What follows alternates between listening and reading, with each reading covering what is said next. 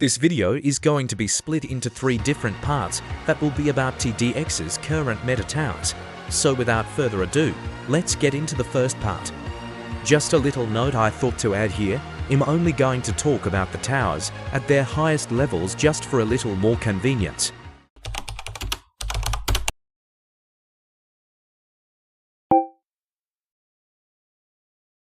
What makes War Machine part of the meta, you may be asking? Well, War Machine has 2 paths. Before we talk about that, let's get a little brief of what the War Machine exactly does. The top path has less health and DPS, but in return spawns more War Machines and spawns War Machines much more frequently, being to War Machines every 96 seconds. The bottom path has high health, DPS and a large number of abilities, but in return it spawns 1 War Machine every 236 seconds, quite the difference. The War Machine's top path isn't used as much because of its low health and DPS, so people will typically lean towards using the bottom path for War Machine, but I'll still talk about its stats because it's a goated tower. The Abram Walkers only have 2 abilities, including miniguns and rocket launchers. The Abram Walkers deal bullet, explosion, and collision damage. The Abram Walker's stats are 2500 DPS for the minigun, 695.7 DPS for the rocket pods, and 3195.7 DPS in total. Now for the bottom path. The War Machine's bottom path, as said before, has a huge health pool, being 175,000 with a 25% resistance to enemies that collide with it, and it also has stun immunity. Now for the War Machine's abilities. The War Machine has every type of damage, being fire, melee, laser, explosive, and collision. I will now list all of War Machine's abilities, what attack they are, what type of attack they are, and their cooldowns. Punch attack type, passive, level unlocked, X5, cooldown, 1.0 seconds.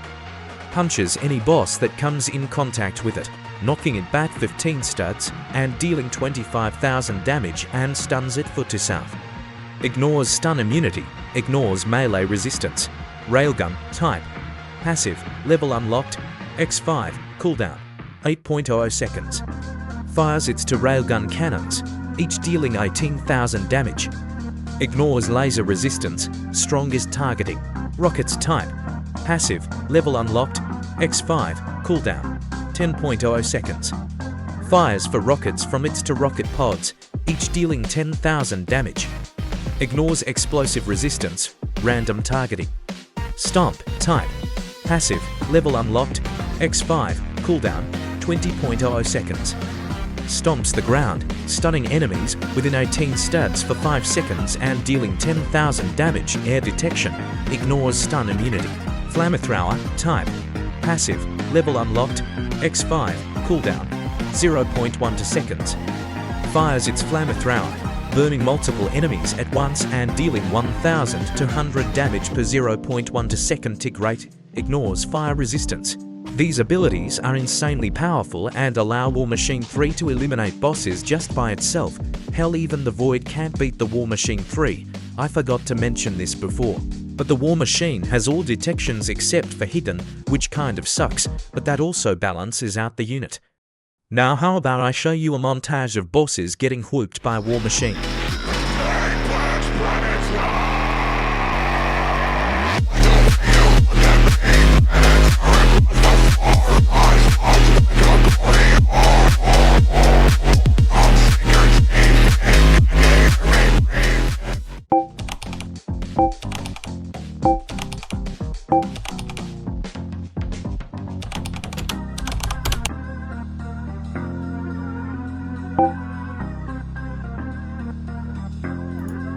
Alright, now for Relic. The Relic has recently received an insane rework, and it's now currently, in my opinion, the best tower in the game because of the Overseer Prime and the Seraphs. Relic is now an essential tower for grinding endless mode and nightmare mode due to players being able to literally solo the hardest game modes with Relic. Now let's talk about the Relic stats. At the max level, Relic spawns in 1 Zealot every 45 seconds, which deal 20 DPS. 2 Archers 40 seconds, which deal 23 DPS. 1 Warden every 50 seconds, which deal to 125 DPS. 1 Seraph every 40 seconds which deal for 7 to DPS, and 1 Overseer Prime every 180 seconds. You may be wondering why I mentioned the DPS stats of every other unit and not the Overseer Prime stats. Well, I did that for the very reason of him being such an absurdly strong unit that he needs his own segment in this part, and being the main reason this video has been made.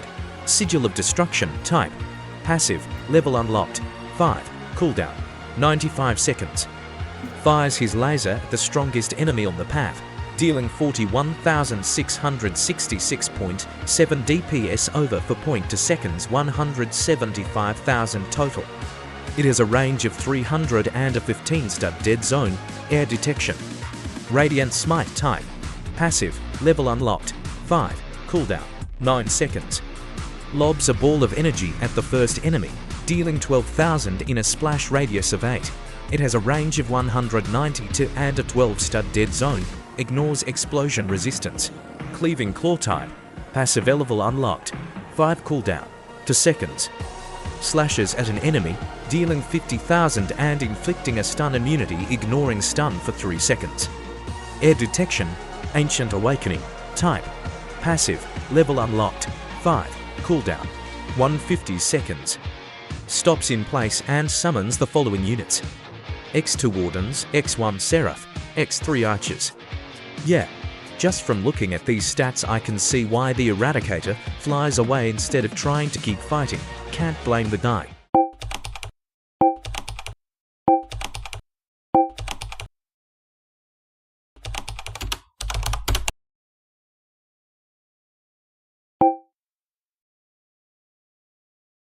For the final tower, I will be talking about the Behemoth. The Behemoth is an insanely good tower. Even after it received nerf around a week after its release, it remains a core part of farming in Nightmare. I mean, this tower has a 70% collision resistance, meaning if an enemy with 100 health collides with it, the Behemoth only takes 30 damage. Well, now for the Behemoth stats. The top path spawn rates are 1 every 150 seconds 5 to 0, 1 every 135 seconds 5 to 1, 1 every 110 seconds 5 to 2. Its health stats are 60 to 1000 with a 70% collision resistance. Its damage stats are 7,500 main cannons, 350 machine gun, 700 missiles. These ignore bullet resistance, explosion resistance and flying detection. The DPS stats are 3,571 point for main cannons, 2,333.3 machine gun, 1,473.7 missile launches, 7,378 point for total. Yeah, this thing can ram into an Eradicator and one-shots it instantly. What the hell? There isn't much to talk about for the bottom path, so I'll just speed through it. The bottom path spawn rate is 1 every 95 seconds. Its health stats are 17,500 with a 20% collision resistance. Its damage stats are 11,000 damage with laser resistance and hidden detection. The DPS stats are 3,437.5. This doesn't even need to ram into the Eradicator to kill it. The Behemoth will just blast him away.